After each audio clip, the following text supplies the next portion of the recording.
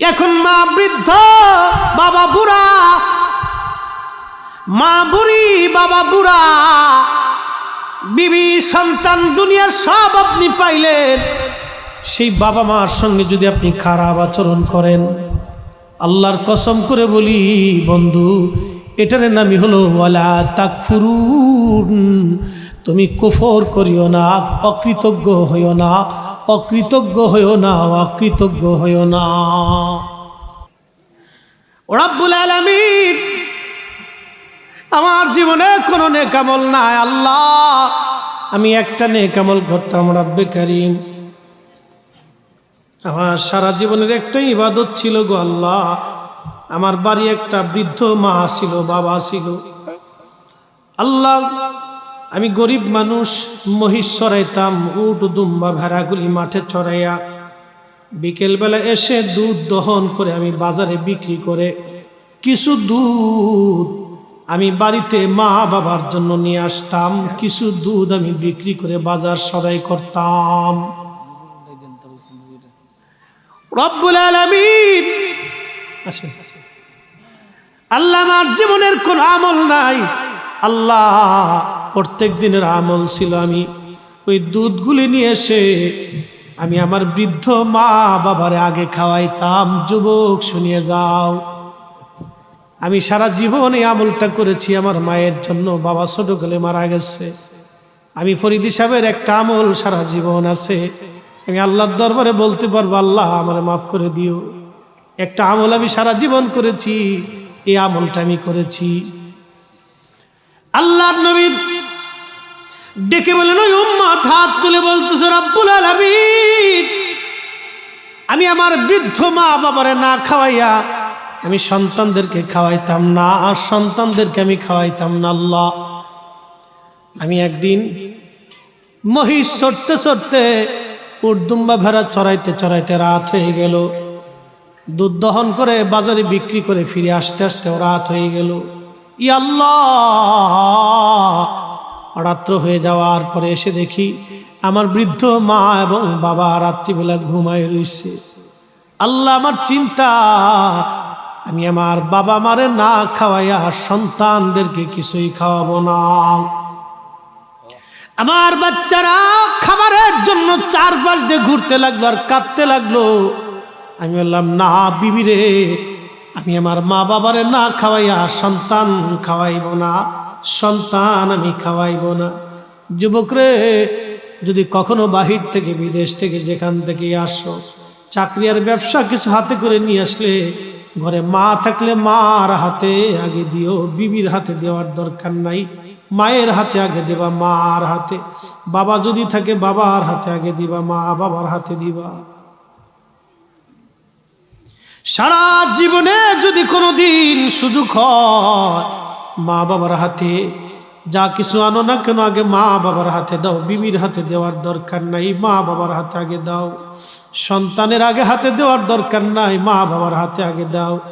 মনে রাখবা, তোমার মা তোমার চাইতে তোমার সন্তানকে বেশি ভালোবাসে। এ যুবক, ভালো হওয়ার জন্য খালি মাদ্রাসায় পড়া লাগে না, শাইখুল হাদিস হওয়া লাগে না, মুফতি আজম হওয়া লাগে না, বক্তা হওয়া লাগে না।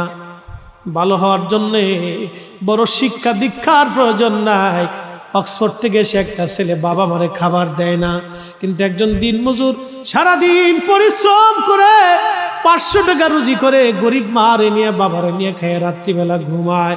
আচ্ছা আপনারা বলেন, শিক্ষিত কি অক্সফোর্ড না রিক্সাওয়ালা? আর দিনমজুর রিক্সাওয়ালাই শিক্ষিত। কাজী নজরুল ইসলাম বাপরে আন্ডার মেট্রিক পাস ছিল, কোনো ভার্সিটিতে পড়াশোনা করে নাই, কিন্তু বাংলার শ্রেষ্ঠ কবি। শুধু বাংলার না, কাজী নজরুল তো বিশ্বকবি হওয়ার কথা ছিল।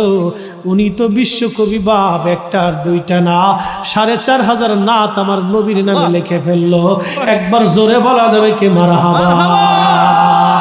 দাড়ি নাই, মোশ নাই ব্যক্তি কবিতা লেখলো, আমার জায়গা যেন মসজিদের পাশেই কবর হয়। আজকে তার কবরটা মসজিদের পাশেই হয়ে গেল, তার দোয়াটা রব্বের দরবারে কবুল হয়ে গেল। কারণ মানুষ হওয়া লাগবে, মানুষ। মানুষ হইয়া ভবেতে আসিয়া মানুষের করিলাম কি, মানুষ হইয়া ভবেতে আসিয়া মানুষের করিলাম কি। যুবকরা যদি মুরব্বীদের শকর করত আর মা বোনেরা যদি স্বামীর শকর করত তাহলে অনেক ঝামেলা হয় না। সংসারে বেশি ঝামেলা কি? বিবি সাহেবা পছন্দ করে না, শাশুড়ি খালি ঘ্যান ঘ্যান করে, শ্বশুর খালি বেশি বেশি কথা বলে, বৌমা পছন্দ করে না। বৌমা কয়দিন পরে কয় স্বামীরে এই সংসারে থাকবো না, আলাদা হয়ে যাব। এই তো ঝামেলা শুরু হয়ে গেল। খুব মনোযোগ দিন, ঝামেলা কেমনে পাকে কেমনে ছুটবে আমি ছোট্ট করে বুঝাই। প্রথমত শাশুড়ি মাদেরকে বলি, শাশুড়ি যারা আছেন তারা খুব মনোযোগ দিবেন। আপনার ঘরে একটা মেয়ে আনছেন, আপনি আপনার ছেলের বউ করে আপনি একটা বৌমা নিয়ে আসছেন। এই বৌমাটা যেই বাড়িতে ছিল সেই বাড়িতে তার বাবার আদরের মেয়ে, তার মায়ের আদরের মেয়ে। তার মা তারে গোসল করাই দিছে, তার মা তার চুল বেঁধে দিয়েছে, তার মা তাকে খাবার খাওয়াই দিয়েছে, তার মা তার ঘরের ভালো খাবারটা মেয়ের জন্য রাখছে। এখন এই মেয়েটা আপনার ঘরে চলে আসছে। এই যে ভাইয়ের আদর, বোনের ভালোবাসা, বাবার ভালোবাসা, মায়ের ভালোবাসা রেখে মেয়েটি চলে আসলো আপনার ঘরে। আপনার ঘরে আসার পরে এখন এই শাশুড়ির দায়িত্ব কি চিন্তা করা, এই মেয়েটা কারো মেয়ে, এই মেয়েটা আরেকজনের মেয়ে, সে ভালোবাসা দিয়ে তাকে বড় করেছে, এখন আমার ঘরে আসছে। আমার দায়িত্ব কি? আমার দায়িত্ব হলো আমি আমার মেয়েটার দুঃখে যেমন দুঃখী ছিলাম, আমার মেয়েটা অসুস্থ হলে আমি তারে রান্না বান্না করে খাওয়াইছি, ডাক্তার দেখাইছি, চিকিৎসা করিয়েছি। আমার মেয়েটার সুখে দুঃখে আমি থাকছি পাশে। আমার মেয়েটার শ্বশুর বাড়ি আমি মাঝে মধ্যে অনেক কিছু দিয়ে আসি, জামাই এনে ডেকে ডেকে আদর করে খাওয়াই। এটা কেন? মেয়েটা যাতে সুখে থাকে। শ্বশুর বাড়ির আত্মীয় স্বজন, বিয়ে বাড়ির আত্মীয় স্বজন এনে ডেকে এনে ভালো করে খাওয়াইয়া সম্পর্কটাকে আরো ঘনীভূত রাখি, ভালো রাখি, যাতে সবাই সুন্দর একটা সুখের সংসার হয়। আপনি যেমন, ও মা, আপনি যেমন আপনার মেয়েটাকে হৃদয় দিয়ে ভালোবাসেন, আপনার মেয়েটা আপনার বৌমাটাকেও তার বাবা মায়ের হৃদয় দিয়ে ভালোবাসে। আপনার কাজ হলো ওই বৌমা আপনার ঘরে আসছে, আপনার কাজ হলো সে অসুস্থ হলে তার ডাক্তার দেখানো, তার খোঁজ খবর নেওয়া। সে অসুস্থ হলে আপনি নিজে রান্না করে তার মুখে খাবার পৌঁছাই দেওয়া। যদি দিতে পারেন সুখে সুখী থাকতে পারেন, দুঃখে দুঃখী থাকতে পারেন, তাহলে আশা করি সংসারে ঝামেলা হবে না। কথা বলেন ঠিক কিনা? হযরতে আম্মা জান খাদিজাতুল কুবরা রাদিয়াল্লাহু আনহা, উনার কাছে একদিন হালিমাতুস সাদিয়া আসলেন। নবীজি তখন মক্কায় নাই, চলে গেছেন অনেক দূর। হযরতে আম্মা জানের কাছে এসে বলেন, হ্যাঁ খাদিজা রে, তায়েফের মধ্যে বড় দুর্ভিক্ষ লাগছে, বড় অসুবিধা লাগছে, খাবারের অভাব। এখন আমি আসছিলাম আমার সন্তান মুহাম্মাদের কাছে, তখনও কোরআন নাজিল হয় নাই, তখনও কোরআন নাজিল হয় নাই। নবীজির বিবি আমাদের মা আম্মা জান খাদিজা কত বড় ইনসাফওয়ালা, শুকর করনেওয়ালা। দেখেন,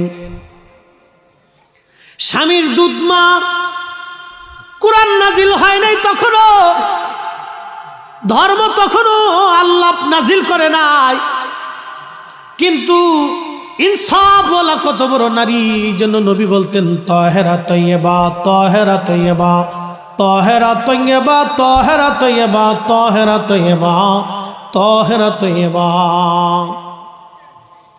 হযরত হালিমাতুস সাদিয়ার জন্য আম্মা জান খাদিজাতুল কুবরা 12টা উট বোঝাই করে গম জব, 12টা উট বোঝাই করে গম জব উটের পিঠে চড়াই দিয়া 12 জন লোক দিয়া সুদূর তায়েফে হযরত হালিমার বাড়ি পর্যন্ত পৌঁছাই দিয়েছে। জোরে বলা যাবে কি মারহাবা? কিন্তু নবী নাই, কোনো এক কাজে সফরে বা ব্যবসায় রাসূল চলে গেছে। হালিমাতুস সাদিয়া রাদিয়াল্লাহু আনহা খাদিজা রাদিয়াল্লাহু আনহার কাছে এসে বলতেছে, খাদিজা, আমার মুহাম্মদ কোথায়? আমি তো বড় অভাবের মধ্যে পড়ছি। দেখেন 6 বছর দুধ পান করাইছে, তারপরেও এই শুকরে আম্মা জান খাদিজা 12টা উট বুঝাই করিয়া তৎকালীন জমানাতে 12টা উট মানে কি 12টা টিরা, 12টা পিকআপের মতো উট বুঝাই করে গম জব দিয়ে যাবতীয় যা প্রয়োজন তা দিয়ে হযরত হালিমার বাড়ি পর্যন্ত লোক দিয়ে তাইফে পৌঁছাই দিছে। আর আমরা বেডিরা মেয়েরা বিয়ে করে শ্বশুর বাড়ি আসার পরে শাশুড়িকে 2 চোখ দিয়ে দেখতে পারে, বদ চরিত্র কোথাকার। তো মেয়ে হয়েছে কেন? মেয়ের চরিত্র তো এরকম হওয়ার কথা না, মেয়ের চরিত্র হবে মায়ের মতো। সে বৃদ্ধা বৃদ্ধা নারী বৃদ্ধা বৃদ্ধাকে সে তার নিজের সন্তানের মতো মনে করবে। খুব মনোযোগ দিয়ে, এটার নাম হলো শুকর, এটার নাম শুকরিয়া, এটার নাম হলো শুকরিয়া। এইভাবে যদি মুসলমানদের হৃদয়ের মধ্যে শুকর থাকে তাহলে আশা করি কোনো অসুবিধা নাই। 3 বন্ধুর কথা বলছিলাম, 3 বন্ধু গুহার মধ্যে পড়ে কাঁদে আর আল্লাহ আজকে বুঝি মরা ছাড়া আর কোনো রাস্তা নাই। 3 বন্ধু এবার কাঁদতেছে বলে আল্লাহ কি করব। একজন বন্ধু বড় জ্ঞানী, সে ডাক দে বলো বন্ধুরা যতই কান্নাকাটি করো কোনো লাভ হবে না, আজকে রব্বে করিম ছাড়া এই পাথর আর কেউ সরাইতে পারবে না। আসো তোমাদের জীবনে কার কোন নেক আমল আছে, ওই নেক আমল দিয়া রব্বে করিমের দরবারে হাত বাড়াইয়া দাও, দেখি মালিক আজকে তোমাদেরকে মালিক আজকে কি ফয়সালা দেয়। এক বন্ধু হাত বাড়াই দিয়ে বলে ইয়া রব্বুল আলামিন, জীবনে কোনো নেক আমল আমার নাই, একটা ভালো কাজ আমি আমার সারা জীবনে করছি। আল্লাহ একটা ভালো কাজ আমি সারা জীবন করছি।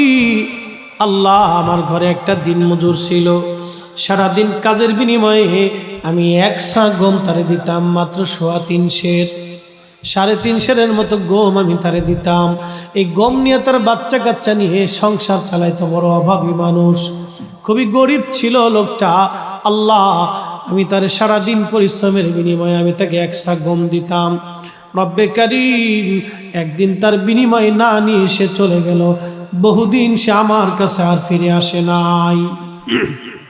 হাত তুলছে, কি তুলছে জোরে কন। এই আপনার ওয়াজ শুনে মনে জিমে গেছেন নাকি? কি তুলছে? আমরা কি তুলবো না মনে মনে? সাবধান, এই মনে মনে পার্টি কিন্তু আপনাদেরকে মনে মনে দোয়া শিখাবে না, হাত তোলাবে দাঁত। কি কথা কন না কেন? এই মনে মনে পার্টি আসতেছে দেশের সামনে, আপনাদের কসবাতে দিন দিন বাড়তেছে। হেরা ভাবে যে মনে মনে কলা খাইলে কলা খাওয়া হয়, মনে মনে কলা খাইলে পেট ভরে। কি পাগল দেশ হয়েছে ভাই। দেখেন সহিহ বুখারীতে আছে, সেই জমানাতে মানুষ আল্লাহর দরবারে হাত তুলে কাঁদতেছে। নবীর আগেও সব নবীরা হাত তুলে আল্লাহর কাছে দোয়া করছে।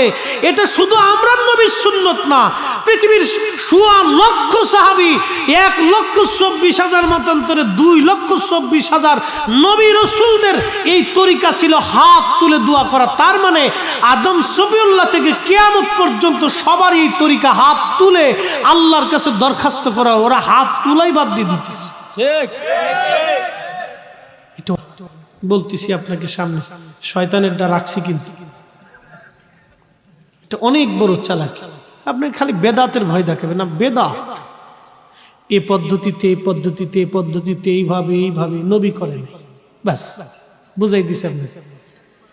এইভাবে এইভাবে এইভাবে এইভাবে এইভাবে দলবদ্ধভাবে এটা সেটা নবী করেন, আমরা করতাম না, ব্যাস বুঝাই দিছে। কিন্তু ইসলামে তো উসুল আছে, নীতিমালা আছে, অঙ্কের সূত্র, যেমন দিন ধর্মর মাসালা মাসাইল কি হবে এটা সূত্র আছে। অঙ্ক সূত্র যেমন সূত্র না হইলে অঙ্ক মিলে না, তো দিন ধর্মের উসুলে না আসলে দিন মিলবে না। উসুল বুঝতে হবে। উসুল কি? প্রথম উসুল আল্লাহর নবী করেছেন, করার অনুমতি দিয়েছেন, মনোসম্মতি আছে, এটাকে হাদিস বলে। আবার বুঝছেন, নবী করছেন, করার অনুমতি দিছেন, মনোসম্মতিও আছে, এটাকে হাদিস বলে। এটা উম্মত করতে পারবে, এটা বেদাত হবে না। কিন্তু এরা একটা উসুল দেয়, নবী এবং সাহাবীরা করছেনি। প্রশ্ন, নবী করেছেন, করার অনুমতি দিয়েছেন, মনসম্মতি দিয়েছেন। তিনটা, নবী করেছেন, করার অনুমতি দিয়েছেন, মনসম্মতি আছে, তোমরা করো, নিষেধ নেই। তোমরা করো, নিষেধ নাই। মা তাকুমুর রাসূল, আমার রসুল যেটা এনেছেন, নিজে করেছেন, করার অনুমতি দিয়েছেন, মনসম্মতি দিয়েছে, তোমরা করো। এটা হলো উসুল। এতে একটা উসুল খারাপ করছে, বাকি দুইটার কথা বলে না। জমহুরুল উলামা হাদিসের ব্যাখ্যা এইভাবে করছেন, হাদিসের সংজ্ঞা এইভাবে দিয়েছেন, নবী করেছেন, করার অনুমতি দিয়েছেন, মনসম্মতি আছে, এটা উম্মতের জন্য দুরস্ত, করো, নিষেধ নেই। এটা বেদাত হবে না। বড় দুঃখের আফসোস হলো, ও বলে দিছে বেদাত, আপনিও বুঝে নিছেন বেদাত। আল্লাহ রসুল বললেন, সাহাবী এসে জিজ্ঞেস করলেন, ইয়া নবী আল্লাহ, কোন সময়ের দোয়া কবুল হয়? বলেন জাওফুল লাইলিল আখির, শেষ রাতের দোয়া কবুল হয়। মারহাবা বলেন তো। কোন রাতের দোয়া? জোরে বলেন। শেষ রাত বলতে কোন রাত? তাহাজ্জুদের ওয়াক্ত। আচ্ছা, এখন আপনি নামাজ পড়ার আগেও দোয়া করতে পারেন, কারণ এটা শেষ রাত। নামাজ পড়ার পরেও করতে পারেন, এটাও শেষ রাত। আপনি নামাজ 4 রাকাত তাহাজ্জুদ পড়ে মাঝখানে দোয়া করতে পারেন, আল্লাহ আমার ভুল হয়েছে, মাফ করে দেন, কারণ এটা শেষ রাত। সুজা কথা, জাওফুল লাইলিল আখির, শেষ রাত্রে আপনি দোয়া করলেই সারে। এরপরে রাসূল আবার বলেন, অদবুরুস সালাতিল মাকতুবা, ফরজ নামাজের পরে দোয়া করলে দোয়া কবুল হয়। খুব মনোযোগ দিয়ে নবী বললেন ফরজের পরে দোয়া করলে কবুল হয়, আর উম্মত বলল ফরজের পরে দোয়া করলে বেদাত হয়। এখন কারটা মানবে না? আপনি নিজে বুঝি, আমার তো ঝগড়ার দরকার নেই রে বাবা। নবী বললেন ফরজ নামাজের পরে দোয়া করলে কবুল হয়, আর উম্মত বললেন ফরজ নামাজের পরে দোয়া করলে বেদাত হয়। বাস, শেষ। এবার আকাশ ভেঙে যাবে, পৃথিবী পুড়ে যাবে, সাগর শুকাবে, নবীর ফতোয়া আমরা মেনে নিবই। কথা বলেন ঠিক না? নারায়ে তাকবীর, নারায়ে রিসালাত, নারায়ে রিসালাত। ইয়া রাসূলুল্লাহ, আল্লামা মুফতি জহিরুল ইসলাম ফরিদী সাহেব, নারায়ে তাকবীর। আল্লাহু আকবার। এখন থেকে কেবল একটা হাদিস বলছি, আরেকটা হাদিস শুনুন। নবীজির সাহাবী ছিলেন হযরত আব্দুল্লাহ ইবনে জুবাইর রাদিয়াল্লাহু আনহুমা। জুবাইর রাদিয়াল্লাহু আনহু ছিলেন দুনিয়ার থেকে বেহেশতের সুসংবাদপ্রাপ্ত সাহাবী। তার ছেলের নাম আব্দুল্লাহ। তিনি একদিন মসজিদে নববীতে নামাজ পড়তেছে, এমন সময় এক মুসল্লি এসে নামাজে দাঁড়াইছে। তাশাহুদ সালাম ফিরানোর পরে আগেই সাহাবী হাত তুলে মোনাজাত করতেছে। ওই মুসল্লি সাহাবী না, তিনি তাবী ছিলেন। তিনি হাত তুলে দোয়া করতেছে, তাশাহুদের সালাম ফেরানোর আগে দোয়া করতেছে। হাদিস মুআজ্জামুল কবির থেকে ইমাম নুরউদ্দিন হাইসিমি মাজমাউজ জাবায়েদের ভিতরে হাদিস টানছেন, আমার ঘরে কিতাব আছে। হাত তুলে দোয়া করতেছে। তখন আব্দুল্লাহ ইবনে জুবাইর কিছু বললেন না, নামাজ শেষ করলো, হাত তুলে দোয়া শেষ, এরপরে তাশাহুদ করে সালাম ফিরেছে। আব্দুল্লাহ ইবনে জুবাইর রাদিয়াল্লাহু আনহুমা বললেন, হে আল্লাহর বান্দা, তুমি যে সালাম ফিরানোর আগেই দোয়া করলা, আমরা রসুল করিমকে দেখতাম তিনি সালাম ফিরানোর পরে দোয়া করতেন। সুবহানাল্লাহ করবেন, আরো জোরে। আব্দুল্লাহ ইবনে জুবাইর বলতেছেন, আমি রসুলকে দেখছি নবীজি তাশাহুদের ভিতরে সালাম ফিরানোর আগে দোয়া করতেন না, নবী সালাম ফিরানোর পরে দোয়া করতেন। এটা কি বুঝলেন আপনি? মাসালা দুইটা। একটা, সালাম ফিরানোর আগে হাত তুলে কোনো দোয়া নাই। আব্দুল্লাহ ইবনে জুবাইর তিনি বলতেছেন, আমি নবীকে দেখছি, নবীর পিছনে নামাজ পড়েছি, নবী নামাজের ভিতরে সালাম ফেরানোর আগে হাত তুলে দোয়া করতেন না, নবীজি নামাজের সালাম ফেরানোর পরে দোয়া করতেন। মারহাবা কোন? মারহাবা। তাহলে নবী নিজে সালাম ফেরানোর পরে হাত তুলে যে দোয়া করলেন, আপনি এটাকে বেদাত ফতোয়া দিয়ে ফেলছেন। আর পাগলের মতো চ্যালেঞ্জ দেয়, কোন দলিল আছে, কোন হাদিসে আছে, কোন কিতাবে আছে। কি পাগল দেশে হচ্ছে কত।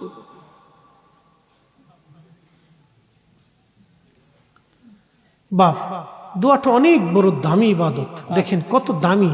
হাত তুলে বান্দা কাঁদতেছে আর বলি, ইয়া রব আমার জীবনে কোনো নেক নেই, আমি একটা আমল করছি। হাদিসের পরিভাষাটা এইভাবে, আমি জীবনে একটা আমল করছি, আমি আর কোনো আমল করিনি। আল্লাহ আমার ওই দিন মজুর ছিল, সে বহুদিন পরে ফিরে এসে বলতেছে, মালিক এই এক সা গম পাইতাম, আমার দিয়ে দেন, বাচ্চারা না খেয়ে রয়েছে। আল্লাহ তুমি জানা, আমি সেই দিন আমার ওই দিন মজুরকে ডেকে বললাম, দিন মজুর, গোয়াল ঘরের মধ্যে গরু যা আছে সব তুমি নিয়ে চলে যাও, এই গরুর মালিক আমি না, গরুর মালিক তুমি, তুমি গরু নিয়ে যাও, গরুগুলি তোমাকে দিয়ে দিলাম। দিন মজুর ডেকে বলে, মালিক রে, ঠাট্টা করবেন না, আমি গরিব মানুষ, আমি বড় অভাবী, ঠাট্টা করবেন না গো মালিক, আমার একসা গম দিয়ে দেন, আমার বাচ্চারা না খেয়ে রইছে। বাপ খোদা যে করো কত বড় কঠিন, যার ঘরে ক্ষুধা এসে গেছে সে জানে কত বড় কঠিন, যার ঘরে অভাব আসছে সে জানে অভাব কি জিনিস। এই জন্য অভাবীকে কখনো ধমক দিয়ে তাড়িয়ে দিবেন না, অভাবী যদি হাত পাতে কখনো ধমক দিয়ে ফিরিয়ে দিবেন না, আল্লাহ বিরাট বড় বেজার হয়। সূরা তাকাসুরের তাফসীরের মধ্যে আসছে, নবী বলেন আল্লাহ বলেন, আলহাকুমুত তাকাসুরু হাত্তা যুরতুমুল মাকাবির। আল্লাহ বলে, আমার বান্দারা দুনিয়ার মোহে পড়ে আমি কি ভুলে গেছে, কতদিন, হাত্তা যুরতুমুল মাকাবির, কবর পর্যন্ত তারা ভুলে থাকবে। কবরে চলে যাওয়ার পরে, কবরে ডাক আসার পরে আর সুযোগ নাই। ইন্না বাদশা রাব্বিকা লাশাদীদ, আমি মালিকের ধরা বড় শক্ত ধরা, আমি যখন ধরব ছুটে পালিয়ে যাওয়ার আর কোনো জায়গা নাই। মানুষ বড় বেহুশ, মানুষ বড় বেহুশ, জিন্দেগি তোর যায় রে ফাঁকি দিয়া রে সোনার আদম, জিন্দেগি তো যায় ফাঁকি দিয়া।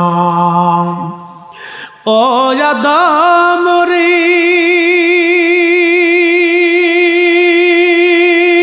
পাগ ধরিয়া গেছে দাড়ি, দন্তবাসে গুটা চারি, সমন জারি গিয়াছে করিয়ার সোনার আদম, জিন্দেগি তো যায় ফাঁকি দিয়া। ওই লোকটি কাদের বলি, আর দিন মজুরকে বললাম গরু নিয়ে যাও। দিন মজুর বলে, মালিক আমি অভাবী, আমি বড় অভাবী, আমার বাচ্চারা না খেয়ে আছে, আমাকে ঠাট্টা করবেন না, আমার জবগুলি গমগুলি দিয়ে দেন। না, আগানোর দরকার নেই, আমি আবার ওই হুজুর মনে কিছু দিয়ে কিন্তু আগাইলে যে যেমনি বসে ওই গরমে তার ওই মানে রিল্যাক্সে বসে গেছে।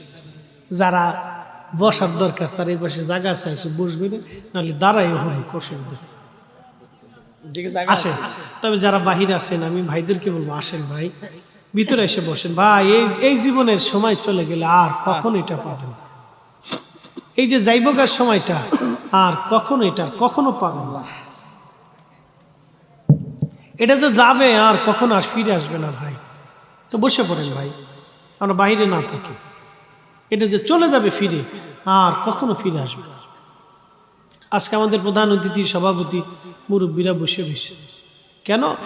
একটাই কারণে মাহফিল হচ্ছে, বসে থাকবো। আমাদের মুরব্বীরা কবরে চলে গেছে, এরা কবর থেকে চাতক পাখির মতো তাকিয়ে খুব আনন্দ করতেছে, রে আমার ছেলেটা আমার নাতিটা মাহফিলে গেছে রে, আজকে বুঝি আমার নাতিটা কিছু নিয়ে আসবে। বাবা আমরা যখন বাড়ির থেকে বাহির থেকে বিদেশ থেকে দেশে আসি তখন ছোট্ট বাচ্চাটা সারা বাড়িতে খালি মাতামাতি করে বাবা আসতেছে বাবা আসতেছে। বাবাকে ফোন দে, বাবা তুমি কি আনবে? বলে তোমার জন্য প্লেন আনতেছি, খেলনা আনতেছি, এটা আনতেছি সেটা আনতেছি। দেখবেন বিরাট বড় খুশি। কি আসতেছে? বলে আমার বাবা আসতেছে। কোথা থেকে? বিদেশ থেকে আসতেছে। ওই বাচ্চাটা অনেক খুশি। কেন?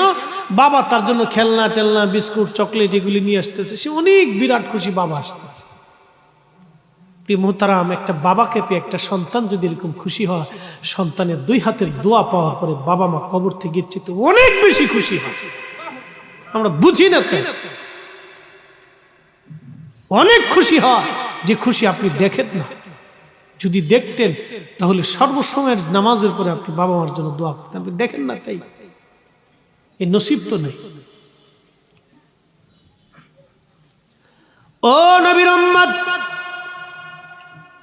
ওই আল্লাহর বান্দা ডেকে বলে, রাব্বে কারীম, জীবনের কোন নেক আমল আমার নাই। দিন মজুরকে বললাম, দিন মজুর রে, আমি ঠাট্টা করি না, বাস্তব বলতেছি, শোনো, তুমি যে 1 সাক গম পাইতা, এই গমগুলি আমি জমিনের মধ্যে বপন করেছিলাম। এই গম থেকে গম আরো হয়েছে, গমগুলি কেটে মাড়াই করে আমি বাজারে বিক্রি করে একটা গাভী কিনেছিলাম, এই গাভী থেকে বাচ্চা হয়েছে। আবার বলি, তুমি যে গম পাইতা, এই গম আমি জমিনের মধ্যে বপন করলাম। জমিনের মধ্যে বপন করার পরে এই গম থেকে আরো গম হইল, গমগুলি কেটে মাড়াই করে বিক্রি করে আমি একটা গাভী কিনেছিলাম, গাভী থেকে বাচ্চা হয়েছে। দিন মজুর, গরুর মালিক আমি না, গরুর মালিক তুমি। আর জোরে কর। আর আমরা পাওনা টাকা উঠাইতে গেলে জুতা শেষ। এই জোরে কর, পাওনা টাকা উঠাইতে গেলে জুতা শেষ, সম্পর্ক নষ্ট হয়ে যায়। কবে দিবেন? এই দিতেছি। কই আছেন? ঘরে ভিতরে হয়ে গেছে, আমি কুমিল্লা আসছি। কয়েকদিন পরে ফোন বন্ধ। তারপরে কয়টা টেকাই পাবেন, এত পাগল হইছেন কেন? বছর কিন্তু 2টা শেষ হয়ে গেছে, কয়টা টেকাই পাবেন, পাগল হইছেন কে? পাওনা টাকা উঠাইতে জুতা শেষ হয়ে যায়। আমরা মুসলমান, তেলের গাড়ি তেলে চলে, হাওয়ার গাড়ি হাওয়ায় চলে, বিনা তেলে চালাই গাড়ি নবী সুলাইমান। আমরা সেই মুসলমান, আমরা সেই মুসলমান, মসজিদের জুতা চুরি করে নিয়ে যাই, সেই মুসলমান। আরে মুসলমান, কোথায় যাবেন বলেন তো? মুরগার ডিমের দাম হঠাৎ করে বাড়ছে।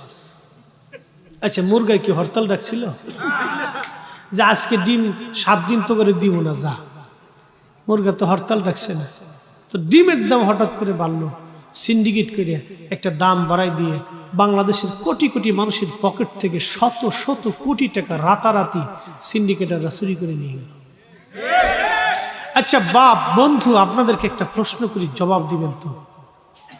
যেই মানুষগুলি কোটি কোটি টাকা মানুষের পকেট থেকে নিয়ে চলে গেল রাতারাতি, তাদের অ্যাকাউন্টে, ব্যাংকে কোটি কোটি টাকা নিয়ে গেল, সরকারও তাদের কাছে বিপদগ্রস্ত। বলে কারণ কি? তারা ব্যবসায়িক রুলের মাধ্যমে নিয়ে গেছে, সরকার এখন চোর সাব্যস্ত করতে পারতেছে না। আইনের ফাঁক ফোকর দিয়ে তারা বের হয়ে গেল। আচ্ছা বলেন, তারা আল্লাহর দুনিয়ার আইনের ফাঁক ফোকর দিয়ে বের হয়ে গেল, আল্লাহর আইন থেকে কি তারা বাঁচতে পারবে? এই যে তারা মানুষের কোটি কোটি টাকা নিয়ে যায়, এখন যদি হজ করে, হ্যাঁ আপনারা ফতোয়া দেন, বিরাট বড় হাজী সাহেব, খালি রমজান আসলেই, এই যে আমাদের ভাইজান আসছেন, ঢাকা শহরের সম্পর্কে অভিজ্ঞতা কম বেশি তো আছে, রমজান আইলি কিছু হাজী পাগল হয়ে যায় খালি মক্কায় যাওয়ার লাগে। বলে চাচা মক্কায় যাও কে? আমাদের ফরিদপুরে আঞ্চলিক ভাষায় বলছে, চাচা মক্কায় যাও কে? বলে যাইতেছি, মক্কায় গেলে 1 রাকাত নামাজ পড়লি 1 লক্ষ রাকাতে সওয়াব, রমজান মাসে পড়লি তো সবের অভাবই নেই। বিরাট বড় সবাই। মাঝে মধ্যে বলি, আমি একদিন আমার এক মসজিদের মুসল্লিকে বলছিলাম, হাজী সাহেব মক্কায় তো যাবেন, মসজিদে কত মানুষ, গরিব মানুষ, ভ্যানওয়ালা, রিক্সাওয়ালা, দিন মজুর, ওরা এসে ইফতার করে, সারাদিন রোজা রেখে পরিশ্রম করে একটু ভালো খেতে মন চায়। আল্লাহ তো অনেক সম্পদ দিছে, মক্কায় যাইতেছেন, কিছু ইফতার না দিয়ে যান, যা দিছে ওইটার আপনার কাছে কইলাম। বলে মক্কায় যাইয়া 4-5 লক্ষ টাকা খরচ করবেন আল্লাহ পাওয়ার জন্য মাহে রমজানে, আর আমার দেশের গরিব মানুষ না খেয়ে সুলা দিয়ে আর বুট দিয়ে আর পানি দিয়ে আর আখের গুড় দিয়ে আর পাতলা খিচুড়ি দিয়ে ইফতার করবে, আর আপনি মক্কায় যায় ভাবতেছেন আল্লাহ পেয়ে গেছেন নাকি? ও ভাবতেছে একবারে মক্কায় যে আল্লাহ পেয়ে গেছি।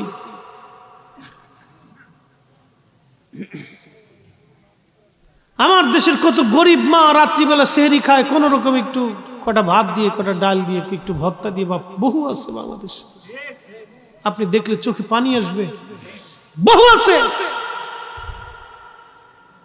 অথচ দেশের কোটি কোটি টাকার মালিক টাকা কোথায় খরচ করবো জায়গা খুঁজে পায় না। আমার বাসার সামনে দিয়ে পদ্মা সেতুর সামনে দিয়ে যাইতে হয়, কি বলবেন, ভাষা কঠিন হয়ে যাবে। লেডা লেডি টুনা টুনি প্রত্যেকদিন গাড়ি মোটরসাইকেল ভু ভু ভু ভু করে যাইতেছে, টাকা কোথায় খরচ করবে? নোয়াঘাটে একটা হোটেল আছে, একটা ইলিশ মাছের খন্ডের দাম বলে 2200 টাকা, একটা ইলিশ মাছের খন্ডের দাম 2200 টাকা। তা খাওয়ার লাগে মোটরসাইকেল চালাতে হোম বুম, পিছনে একটা জন্ডিস বসাই দিচ্ছে। তোরা আসুস কেন? পিছনে একটা জন্ডিস বসাইছে, জন্ডিসে পিছন থেকে খালি গিয়ার মারে, মাঝে মধ্যে ফুরে যায়, কাইতে ফুরে মরে তো, পিছনে জন্ডিস বসাই দিয়েছে। এখন ওটি ইজলে না বেডি মাঝে মধ্যে চিনা যায় না, কোনটা বয়ে রয়েছে ইজলে না বেডি বোঝা যায়, এই অবস্থা। এ বন্ধু খুবই মনোযোগ,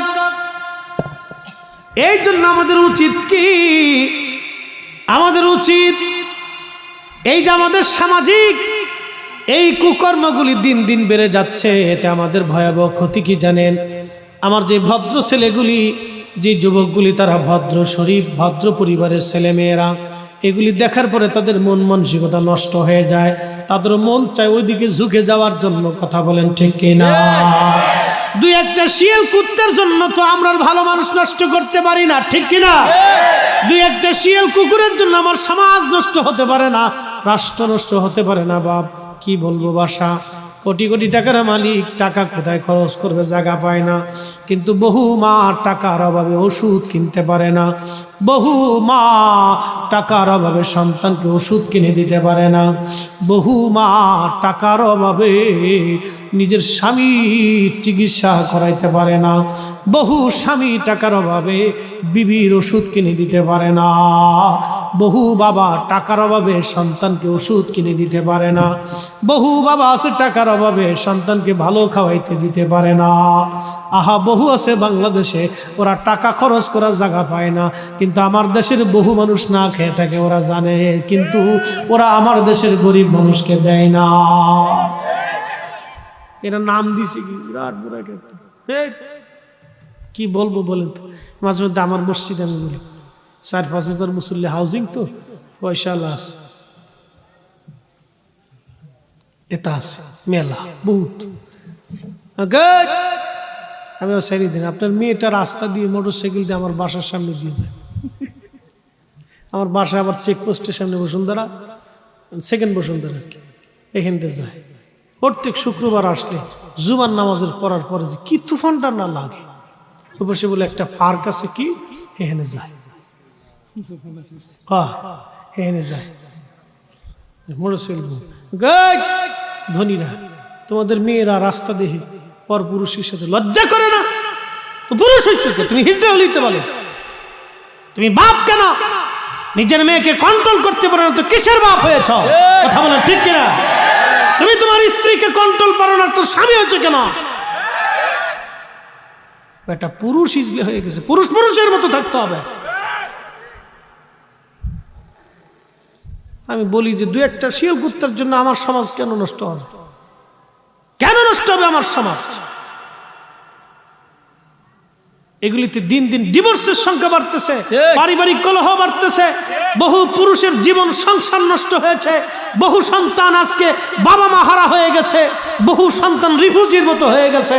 এই সমস্ত শিয়াল কুকুরের জন্য আমার সমাজ নষ্ট হতে পারে না। কথা বলেন ঠিক কিনা?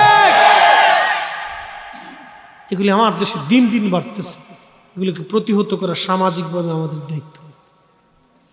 যেই ছেলে আপনার গ্রামে বাবা মাকে টর্চার করে, ওকে জুতা দিয়ে পিটাবে। খালি ওয়াজ করে সব সমস্যার সমাধান হয় না। আপনাদের সামাজিকভাবে যারা মুরব্বী আছেন, নেতৃস্থানীয় এমপি, কি বলে চেয়ারম্যান, মেম্বার, যারা প্রভাব মানে সমাজ যারা নিয়ন্ত্রণ করে, কায়দা মতো কইসে সমাজের সবার সামনে মেরে দিবেন, কোনো কথা নেই। সবসময় নসিহত দিয়ে হয় না। হযরত ওমরের মধ্যে মাঝে মধ্যে বসান ঠিক মেরে দিত। ক্লিয়ার? একটাকে বসান দিয়ে দিবেন, গ্রামের সব সোজা হয়ে যায়। বলছে হাই মারছে তো চাচারা বড় ভাইরা দড়ি ফিটেই। হ্যাঁ, বালু খালি নাকি? এগুলি মাঝে মধ্যে আপনারা যারা নেতৃস্থানীয় আছেন, সমাজ যারা চালান, এটা তাদের দায়িত্ব। আপনারা এরকম শাসন করে দিবেন, তাহলে দেখবেন যে ওরা ঠিক হয়ে গেছে। এগুলি দরকার। প্রিয় মুহতারাম উপস্থিতি, আজকে বাধ্য হয়ে কথাগুলি বলতেছি। কেন আমার দেশে বৃদ্ধাশ্রম থাকবে? কেন থাকবে আমার দেশে বৃদ্ধাশ্রমের কি প্রয়োজন আছে? কি প্রয়োজন? এত পার্সেন্ট মুসলমানের দেশে বৃদ্ধাশ্রমের দরকার কি? যেখানে রসুলে খোদা আরবি হুজুরি আকা মাওলা বলেছেন মায়ের পায়ের নিচে সন্তানের বেহেশত, সেখানে বৃদ্ধাশ্রম দিয়ে কি হবে আমার দেশে? কিন্তু দিন দিন বাড়তেছে, দিন দিন বাড়তেছে। ছেলেরে কই পড়ে? হার্ভার্ডে পড়াইছি, অক্সফোর্ডে পড়াইছি, অক্সফোর্ড টক্সফোর্ড দিয়ে পড়ে টরে আইসে বাপরে ড্যাডি ম্যাম, মা কতটা ভুলে গেছে, বাপ কথা ভুলে গেছেন, ড্যাডি ড্যাডি করে শিক্ষের ভাই। কদিন পরে বাপরে পাঠিয়েছে বৃদ্ধাশ্রমকে, যাও গে, তোমার বৌমা তারা তো ভালো লাগে না, যাও গে। মনে কিছু নিয়েন না। এগুলো আমাদের সমাজ দিন দিন অন্ধকারে নিমজ্জিত হচ্ছে। ডর হয়, মাঝে মধ্যে ভয় হয় যে আমার মেয়ে রাস্তায় ঠিক মতো চলতে পারবে কিনা।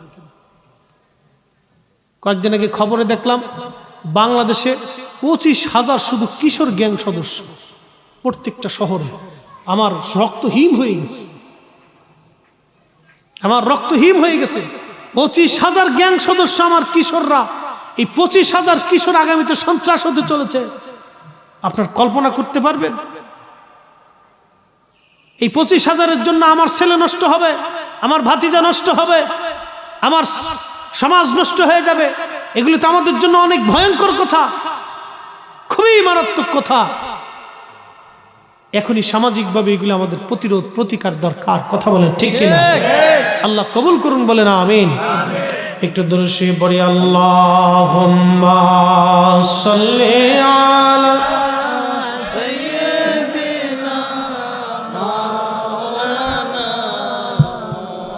না আওয়াজটা দুর্বল। ওয়ালা আলি সাইয়্যিদিনা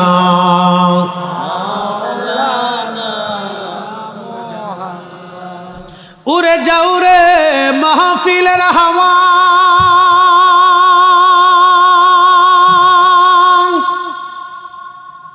যাও রে উড়ে মদিনায়, আমাদের দুরুদ পৌঁছে দিও, আমাদের সালাম পৌঁছে দিও, নূর নবীজির পাক রওজায়। আল্লাহুম্মা সাল্লি আলা সাইয়্যিদিনা মাওলানা মুহাম্মদ ওয়া আলা আলি সাইয়্যিদিনা মাওলানা। ওই বন্ধু হাত তুলে বলে, ইয়া রব, আমি সেই দিন বললাম দিন মজুর রে, ওই গরুগুলি আমার না, গরুগুলি তোমার, তুমি গরুগুলি নিয়ে চলে যাও। আল্লাহ তুমি জানো আমার দিন মজুর সেই দিন হাসতে হাসতে গরুগুলি নিয়ে চলে গেল। আল্লাহ আমার কাছে বড়ই ভালো লেগেছিল।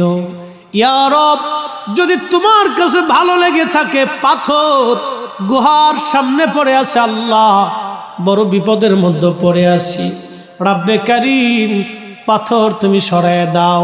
প্রিয় নবী ফরমান, উম্মত রে, বলতে দেরি হয়েছে, দোয়াগুলি কবুল হতে দেরি হয় নাই। পাথর 3 ভাগের 1 ভাগ টাস করে গুহার সামনে থেকে সরে চলে গেল। একবার জোরে বলা যাবে কি মারহাবা? দোয়া কবুল হয়। কথা বলেন, দোয়া কবুল হয়? দোয়া হয় কবুল? চলবে দোয়া? দোয়া করবেন? চলবে? আওয়াজ তুলে বলেন চলবে। এখন আপনি যদি না চালান তাহলে কপাল আপনার পূর্বে।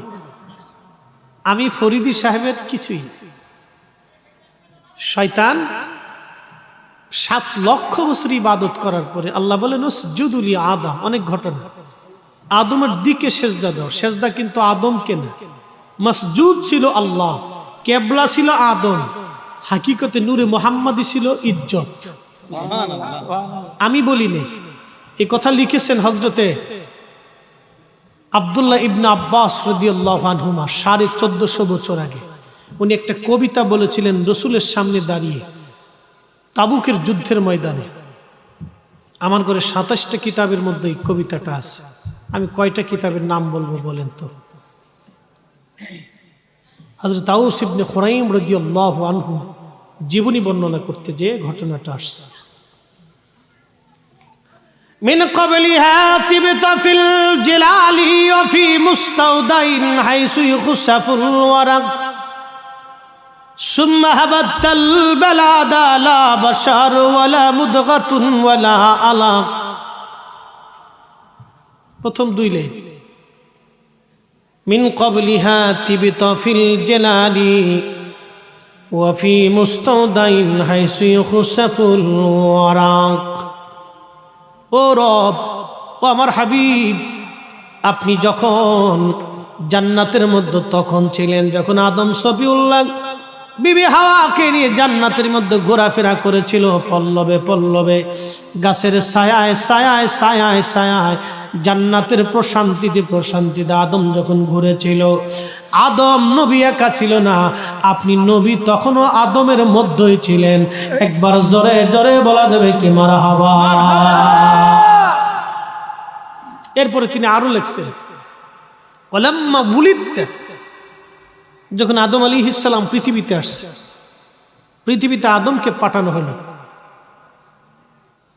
পৃথিবীতে যখন আদমকে পাঠানো হলো তখন আপনি নবী না ছিলেন বাশার, লা বাশারু ওয়ালা মুদগাতুন ওয়ালা আলাক, না ছিলেন মানব, না ছিলেন রক্তখণ্ড, না ছিলেন মাংসপিণ্ড। আপনি আদম একা ছিল না। আদম যখন দুনিয়াতে, আপনি নবী আদমের সঙ্গে দুনিয়াতে আসছিলেন। সুবহানাল্লাহ, একটু জোরে। হ্যাঁ, এটা ইমাম হাকিম মুস্তাদরিক হাকিম লিস সহিহাইনের ভিতরে বিশুদ্ধ সনদে লিখছে। তো যাই হোক, এটা আলাদা সাবজেক্ট। এটা আরেক দিনে অন্য কোনো মাহফিলে যদি আসি তো সেটা রবিউল আউয়াল মাসের মিলাদুন নবীর মাহফিলে এই বিষয়টা বিস্তারিত আলোচনা আসবে ইনশাআল্লাহ। আমি এদিকে যাব না, আমার মূল থিমে আলোচনার দিকে ফিরে যাচ্ছি যে আল্লাহ পাক আদমকে বলেন সেজদা করো, উসজুদু লি আদম। সেজদা দিছে সব ফেরেশতা আদমে দিছে, আদমের সব ফেরেশতা আদমের দিকে লুটে পড়ল, কিন্তু আজাজিল দাঁড়ায় গেছে। আল্লাহ জিজ্ঞেস করলে সেজদা কেন দিলি না? বলল আল্লাহ আমাকে বানাইছে আগুন দিয়ে, ওকে বানাইছে মাটি দিয়ে। অহংকার আসলো, অহংকার এসে গেল। আল্লাহ বলেন সর্বনাশ, বের হয়ে যায়, দূর হ, আমি আল্লাহ পাক, আমি আল্লাহর জায়গা পাক, অতএব এই পবিত্র জায়গায় না পাক থাকবে না। তোর ভিতরে অহংকার আসছে, তুই আর থাকতে পারবি না। তখনও সুযোগ তার আছে, তো ভুল স্বীকার করে না, ভুলটাই যাবে। এতক্ষণ যত ভুল করছে সুযোগ আছে। এখন এই যে রব্বানা যালামনা আনফুসানা কাকুতি মিনতি, আল্লাহ ভুল হয়ে গেছে, মাফ করে দেন, এই কথাটুকুন যদি বলে ফেলে তাও মাফ হয়ে যায়। কিন্তু সে কি করলো? আল্লাহকে এবার টর্চার করতেছে। আল্লাহ 7 লক্ষ বছর ইবাদত করছি, কিছু দিবা না? আমার দেশের কিছু বেয়াদব এরকম আছে, কথা বলেন ঠিক কিনা? দ্বীন ও মিল্লাতে রাসূলের ইজ্জতে কোনো উম্মতের তর্ক নাই, এখানে মাথা নত করতে হয়। মুরব্বী পিতামাতার সাথে মুখে মুখে যারা কথা বলে বুঝবেন এটা আজাজিল। কি কথা কন না কেন? এটা আজাজিলের চরিত্র। মুরব্বী কথা বলছে, মুরব্বীদের মুখে মুখে যারা কথা বলে বুঝবেন আজাজিলের চরিত্র। আলেম ওলামাদের মুখে মুখে যারা তর্ক করে বুঝবেন এটা আজাজিলের চরিত্র। এই সময় আজাজিল বলছে কিছু দিবা না? আল্লাহ বলে কি চাইস? বলে কিয়ামত পর্যন্ত হায়াত দিব। দিলাম। আর কি চাইস?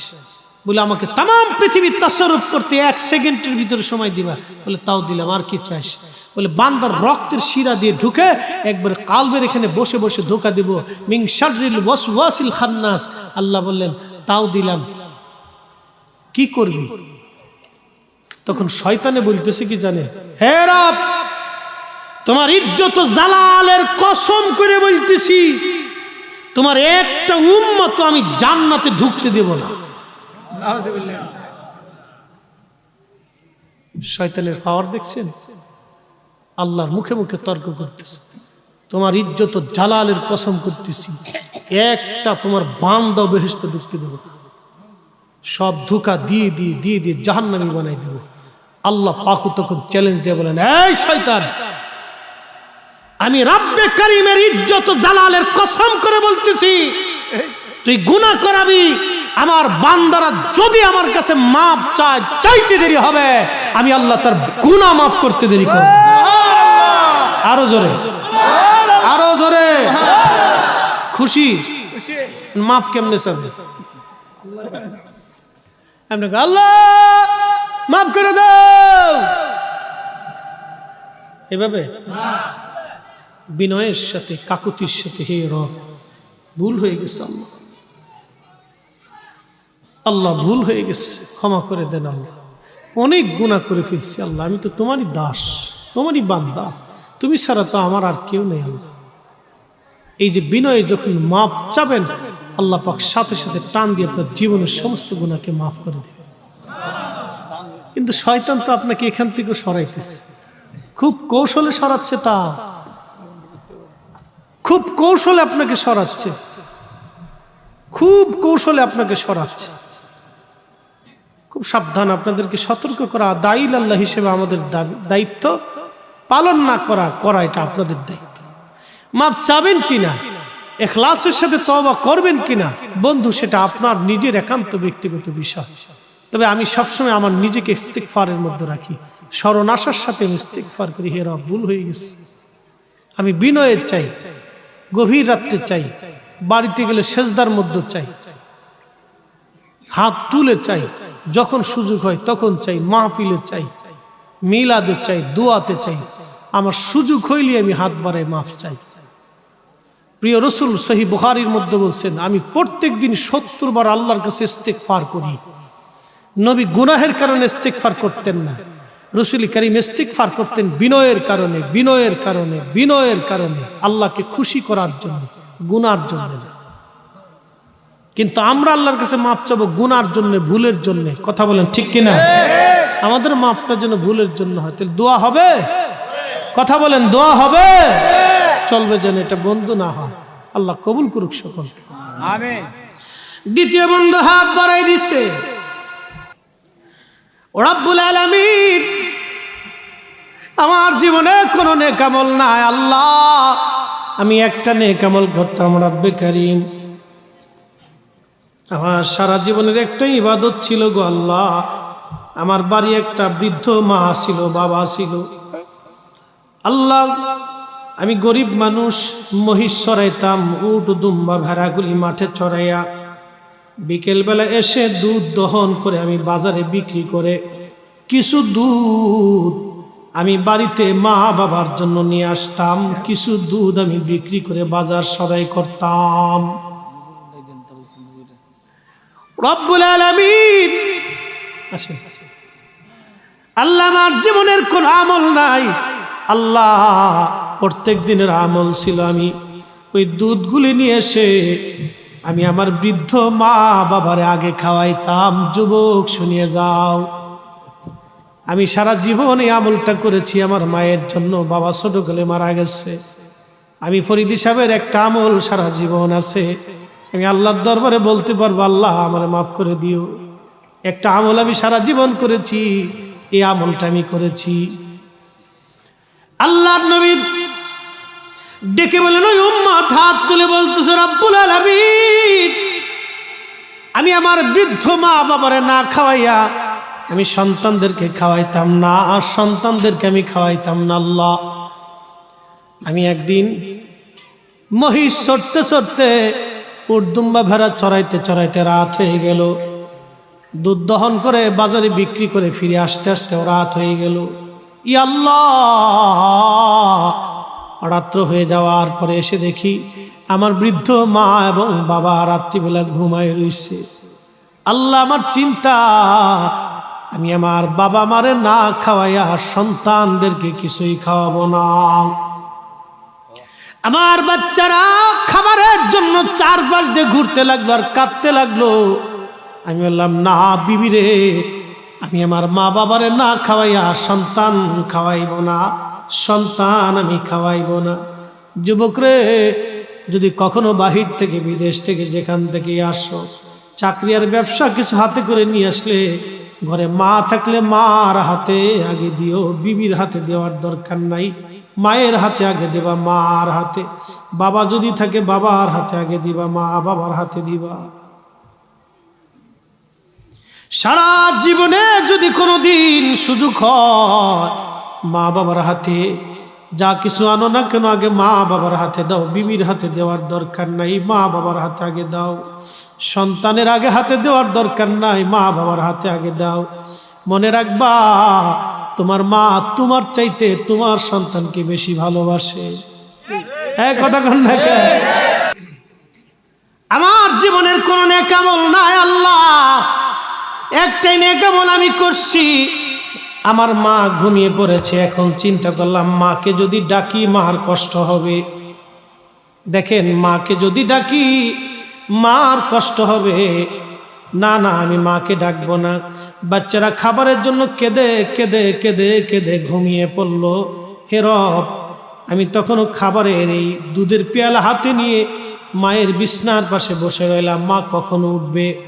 সারা রাত্রির গভীর রজনী পর্যন্ত আমি বসেছিলাম। আল্লাহ, মার ঘুম ভাঙার পরে মা এবং বাবা দুইজনকে আগে দুধ পান করাইলাম, তারপরে আমি আমার সন্তানদেরকে খাওয়াইছিলাম। আল্লাহ, মা বাবারে না খাওয়াইয়া সন্তান আমি খাওয়াই নাই। রব্বে কারিম, যদি পছন্দ হয় আমার জীবনে আর কোনো আমল নাই, আমার একটাই আমল আছে। আল্লাহ, জীবনে আর কোনো আমল নাই, আমার একটাই আমল। যদি পছন্দ হয় আজকে পাথর গুহার সামনে থেকে সরিয়ে দাও। নবীজি বললেন, বাকি 2 ভাগের 1 ভাগ পাথর গুহার সামনে থেকে টাস করে সরে গেল। জোরে বলা যাবে কি মারহাবা? কি দামি চিন্তা করতে পারছে। যদি আমাদের বুঝ আসে অন্তরে, কত চমৎকার আমল আমাদের জীবনে আছে, কত ভালো কাজ করার সময় চলে পড়ে রয়েছে, আমরা খালি খারাপ কাজ করি। এমন জীবন করিও গঠন, কাঁদিবে হাসিবে তুমি, কাঁদিবে ভুবন। এমন জীবন করিও গঠন, হাসিবে তুমি, কাঁদিবে ভুবন, কাঁদিবে ভুবন। এমন জীবন করিও গঠন। আমি নবী না চিনিলাম, কি যে ভুল করিলাম, ভস্মে ঢালিলাম ঘি। মানুষ হইয়া ভবেতে আসিয়া মানুষের করিলাম কি। মানুষ হইয়া ভবেতে আসিয়া মানুষের করিলাম কি। আমার জীবনে একটা শান্তি, মরে গেলেও আমার এলাকার মানুষ আমাকে খুব মহব্বত করে, সর্বস্তর। কে কোন পীরের মুরিদ এটা দেখে না, সবাই মহব্বত করে, সবাই ভালোবাসে। এবছর আমার এলাকায় মাহফিলে 12টায় গেছে, তারপর আইতে হবে, তোমার দোয়া করতে বসে। এই ভালোবাসাটা অর্জন করতে হলে আপনাকে ইনসাফওয়ালা হতে হবে। এই ভালোবাসাটা অর্জন করতে হলে আপনাকে সর্বমহলের কাছে ইনসাফওয়ালা হতে হবে। মনে রাখবেন, ইনসাফওয়ালা হতে হবে। আমরা যেই পীরের মুরিদ হই না কেন, রাজনৈতিকভাবে যেই দল করি না কেন, আমরা কিন্তু সব আল্লাহর গোলাম। কথা বলেন ঠিক কিনা? গোলাম কার? আমরা কার সামনে দাঁড়াইতে হবে? আল্লাহর সামনে দাঁড়াইতে হবে। আমি যেই পীরের মুরিদ হই না কেন, আল্লাহর সামনে আমাকে দাঁড়াইতে হবে। সেই ভয়টা যেন আমাদের অন্তরে থাকে। আল্লাহ এই জন্য কোরআনে বলছেন, ইয়া আইয়ুহাল্লাযীনা আমানুত্তাকুল্লাহ,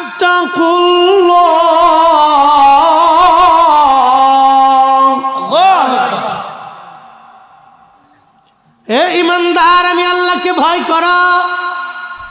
হাক্কা তুকাতি, ভয় করার মতো করো। ওয়ালা তামুতুন্না ইল্লা ওয়া আনতুম মুসলিমুন।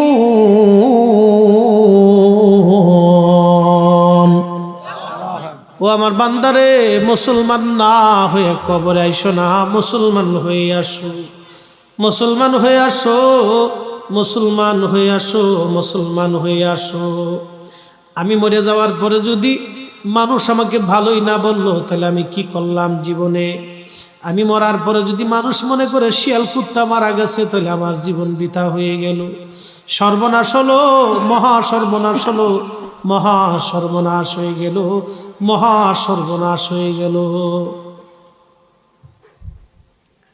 এ যুবক, ভালো হওয়ার জন্য খালি মাদ্রাসায় পড়া লাগে না, শাইখুল হাদিস হওয়া লাগে না, মুফতি আজম হওয়া লাগে না, বক্তা হওয়া লাগে না।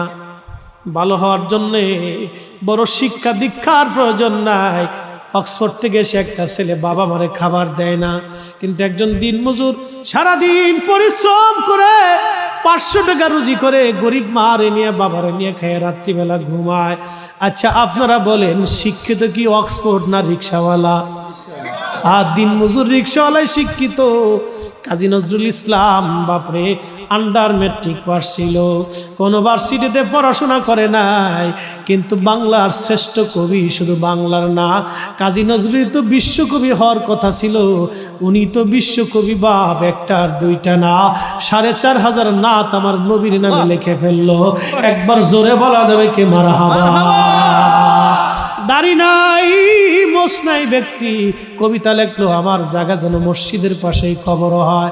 আজকে তার কবরটা মসজিদের পাশেই হয়ে গেল, তার দোয়াটা রব্বের দরবারে কবুল হয়ে গেল। কারণ মানুষ হওয়া লাগবে, মানুষ। মানুষ হইয়া ভবেতে আসিয়া মানুষের করিলাম কি? মানুষ হইয়া ভবেতে আসিয়া মানুষের করিলাম কি? মানুষ হইতে হবে বন্ধু, মানুষ হওয়ার দরকার। আল্লাহর নবী বলেন, উম্মত, কিয়ামতের ময়দানে নিকৃষ্ট ব্যক্তি কে আর উৎকৃষ্ট ব্যক্তি কে তোমরা কি জানো? সাহাবীরা জবাব দিল, আল্লাহু রাসূলুহু আলাম। আল্লাহ এবং আল্লাহর নবী ভালো জানে, আল্লাহ এবং আল্লাহর নবী ভালো জানে। আল্লাহ জানে, নবী জানে, আল্লাহ রাসূলু আলাম, আল্লাহ এবং তার নবী ভালো জানে। একবার জোরে বলা যাবে কে মারহাবা? নবীজি বললেন, মাহশরের মাঠে উত্তম ওই লোক, যেই লোকটার কাছে কোনো মানুষ কিছু জানজা করলো, অভাবী মিসকিন ফকির গরিব মেহনতি মানুষ এসে কিছু চাইলো, আমাকে কিছু দেন, সেই লোকটাকে ধমক দিয়ে ফেরাই দিল না, কিছু না কিছু দিয়ে তাকে বিদায় করলো। ও আমার উম্মত, তোমরা শোনো, কিয়ামতের ময়দানে এই লোকটাও অনেক উত্তম হবে। আল্লাহর কাছে এই লোকটা হবে উৎকৃষ্ট, উৎকৃষ্ট। জোরে বলা যাবে কি মারহাবা? এই আমলটা করবেন, আমি সবসময় করি। কোনো মানুষ যদি আপনার কাছে কিছু জানজা করে, কিছু না কিছু দিয়ে তাকে বিদায় করে। কোনো অভাবী মিসকিন আসবে, কিছু দেন আমাকে, আমি বড় অভাবের মধ্যে পড়ছি, কিছু না কিছু দিবে, কিছু না কিছু দিয়ে বিদায় করে। রাসূল বলেন, মাহশরের মাঠে ওই লোকটা সবচেয়ে নিকৃষ্ট হবে, যে লোকটার কাছে কোনো জানজাকারী এসে, কোনো অভাবী মিসকিন এসে কিছু চাইলো, আর সে তাকে ধমক দিয়ে পাঠিয়ে দিল। এই জন্য আপনারা এই আমলগুলি কিছু কিছু বাছা আমল আছে করবেন, যেগুলিতে আল্লাহ খুশি হয়। সর্বসময়ের জন্য আল্লাহর দরবারে নিজেকে সারেন্ডার রাখবে। আবার বলি, সর্বসময়ের জন্য নিজেকে আল্লাহর দরবারে সারেন্ডার রাখবেন। আল্লাহ ভুল হয়ে গেছে স্বীকার করবেন। আপনি যে স্বীকার করছেন আল্লাহ ভুল হয়ে গেছে, আপনি মাফ করে দেন। এই স্বীকারটা আল্লাহ পছন্দ করে। ওয়াশকুরুলি, মনে আসেনি আপনাদের? শুকর করো, কৃতজ্ঞতা প্রকাশ করো। আমি আল্লাহ তোমাকে যা দিয়েছি কৃতজ্ঞতা প্রকাশ করো। এটা হলো কৃতজ্ঞতা। আল্লাহ ভুল হয়ে গেছে, আল্লাহ ভুল হয়ে গেছে, আল্লাহ ভুল হয়ে গেছে, এটা হলো কৃতজ্ঞতা। শয়তানের এটা ছিল না, যার কারণে যে 7 লক্ষ বছর ইবাদত ছিল, প্রিন্সিপাল অফ মালায়েকা ছিল, বুঝেন? ফেরেশতাদের মুআল্লিমুল মালায়েকা, ফেরেশতাদেরকে সে শিক্ষা দিত, ফেরেশতাদের ক্লাস নিত। সে কত বড় জ্ঞানী ছিল, তার এলেমও ছিল, আলেমও ছিল, এলেমও ছিল, আমলও ছিল, কিন্তু সারেন্ডার ছিল না। এলেম আমল দিয়ে বেহেশত হবে না, সারেন্ডার লাগবে আপনাকে। সারেন্ডার লাগবে, আত্মসমর্পণ, শুকর লাগবে। আল্লাহ ভুল হয়ে গেছে, এটা চাইতে হবে আপনাকে। কষ্ট হচ্ছে আপনাদের? একসাথে জোরে বলি তো আল্লাহু আকবার। আলোচনা 2 ঘন্টা, মাশাআল্লাহ। আপনারা এই যে ধৈর্যের সাথে পাখির মতো বসে রয়েছেন, নড়াচড়া নাই, আমার কাছে খুব ভালো লাগছে। এলাকার মানুষ বোধ হয় শিক্ষিত মানুষ আর কি। খুব মনোযোগ দিয়েন মুসলমান। একদিন এই পৃথিবী থেকে আমরা কবরে চলে যাব। কিছুই তো নিয়ে যাওয়া সম্ভব না, কিছুই নিয়ে যাওয়া যাবে না, শূন্য হাতে আমরা চলে যাব। ইলেশিয়ার গ্রামে কত কবরস্থানে মানুষ কবরে চলে গেল, কোনোদিন আর তারা ফিরে আসে নাই। এত বছর পার হলো, আর তো ফিরে আসে না। এ মা, এ বোনেরা, কেন শৃঙ্খল জীবন আপনার হবে রে বোন? আপনি জানেন আপনার দাম কত? আপনার মতো একজন নারীর খেদমত করে একটা পুরুষের দোয়া কবুল হয়ে যায়। আপনার মতো একজন নারীর খেদমতের কারণে ফরিদি সাহেবের কপাল চেঞ্জ হয়ে যায়। আপনার মতো একজন নারীর খেদমতের কারণে একটা পুরুষ জান্নাতের ঠিকানা পেয়ে যায়। ঠিক কিনা? আমরা কি কেউ মা সারা দুনিয়াতে আইছি? তো কোনো নারীর মাধ্যমে আল্লাহ আমাকে পৃথিবীতে আনছে। এই নারী জাতির দাম কত আপনি একটু চিন্তা করেন তো। সে বেডি নিজেও তো বুঝেন, বেডির উন্না থাকে পিছে আর বেডিতে সামনে। হ্যাঁ হ্যাঁ, কপা বেডি ফুল প্যান্ট পরে আড়ে, কি একটা ভাব লইছি। তার বাবে মনে হয় যে দুনিয়ার মানুষ পাগল হয়ে যাবে। বেডি বুঝে না যে এর ইজ্জত নষ্ট হয়ে গেছে। কি কথা কন না কেন? সোলা কলার দাম আছে, বেডি বুঝে না যে আমি সোলা কলা হয়ে গেছি। বলে আলতাস, লিপস্টিক, সোনু, পাউডার, এটা সেটা খেতা লেতা খালি মাহাইতে। বলে কি লেগে মা, ওকে সুন্দর আর লেগে মা। এই নারী জাতি, এই আলকাত্রা লিপস্টিক এটা আবি যাবি মাখায় যদি সুন্দর হওয়া যেত তো আফ্রিকার মানুষ কালা কে? কি কথা কন না কে? আফ্রিকার মানুষ তো আগে দলার কথা ছিল। আমি আমার ওই বোনদেরকে বলবো, যদি 2টা জিনিস করতে পারেন আল্লাহ আপনাকে সুন্দর করে দিন। 1 নম্বরে পর্দা, 2 নম্বরে নামাজ। এর উপরে সৌন্দর্য কোনো নারীর জীবনে হবে না। এই 2টার ভিতরে আপনাকে আসতে হবে। আপনার চেহারা যদি নুরানি না হয়েছে, আল্লাহর কসম আমি ফরিদি সাহেব আর জীবনে ওয়াজ করব না। 2টা জিনিস নারীর ভিতরে আসতে হবে। 1 নম্বরে পর্দা, 2 নম্বরে সালাত, নামাজ। এর ভিতরে তাকে আসতে হবে। যেদিন আসবে, যেদিন থেকে আসবে, সেদিন থেকে আল্লাহ তার চেহারা নুরানি হয়ে যাবে। ওর স্বামী অন্য বেডির দিকে তাকানোর টাইম হবে না। রে ওর মাইকে দিয়ে বোম মারতেছে। এই বক্সে একটা সমস্যা, বহুত করে একবার চিকেট দৌড়ে।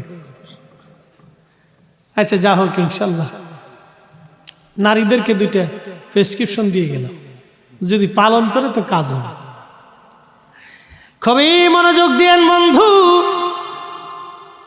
পৃথিবী থেকে একদিন কবরে চলেই তো যাব আমরা, কেউ থাকার জন্য আসি নাই। উসমান গনি জিন্নুরাইন যখন কবরের পাশে দাঁড়াইতেন, তখন তিনি থরথর থরথর করে কাঁপতে থাকতেন আর কাঁপতে থাকতেন। উনি যখন কোনো কবর জিয়ারত করতে যাইতেন, থরথর থরথর করে উসমান গনি কাঁপতেন আর কাঁপতেন।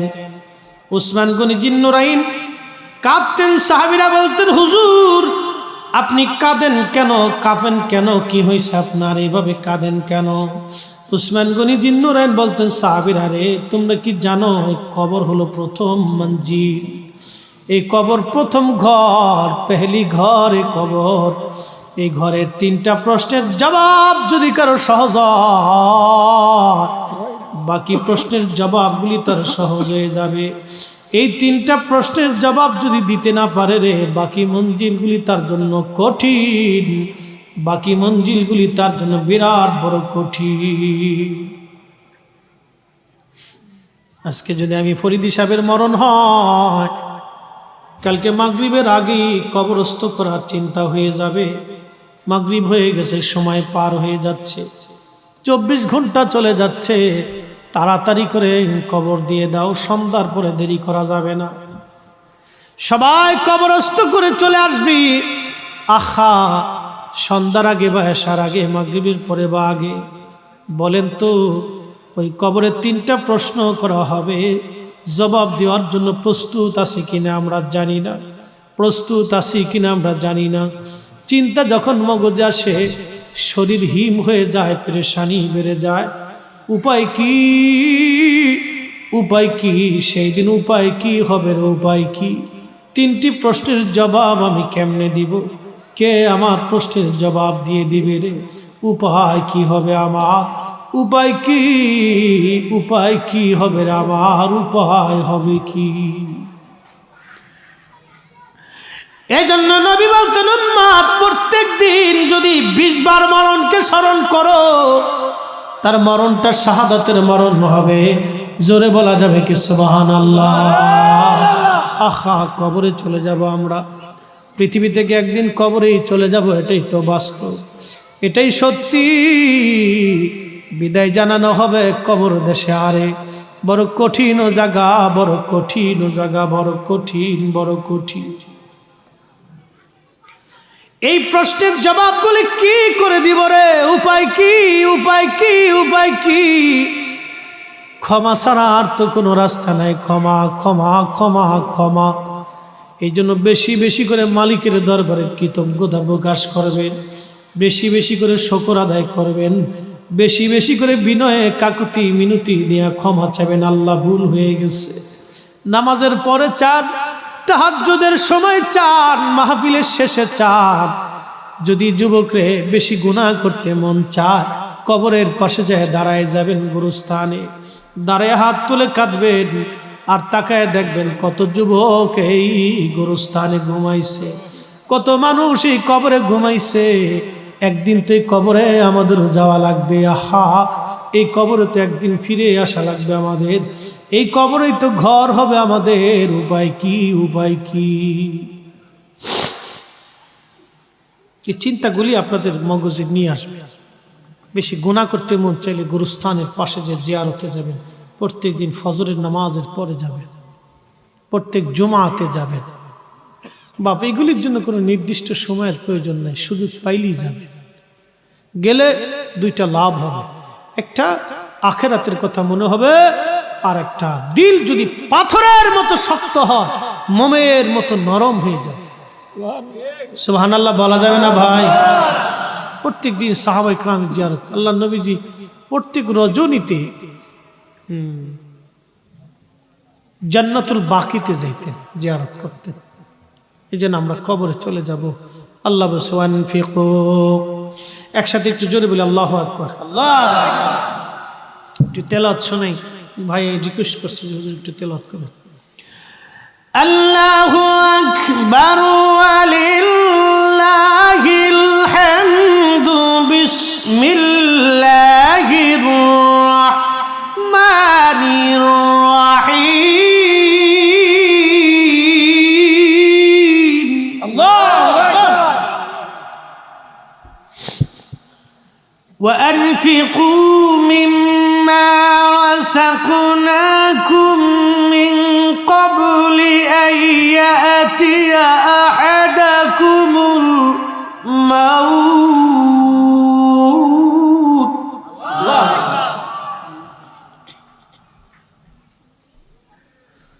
فيقول رب لولا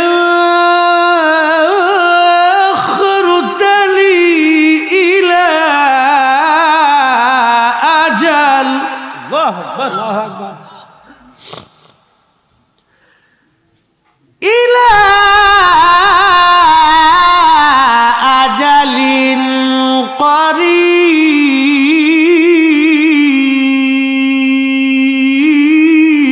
আল্লাহু আকবার।